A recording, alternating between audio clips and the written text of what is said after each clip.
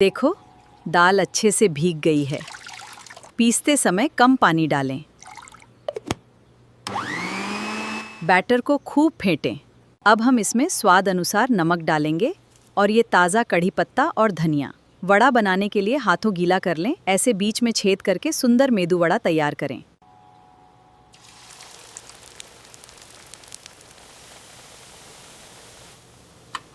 गर्मा गर्म और कुरकुरा मेदू वड़ा तैयार है।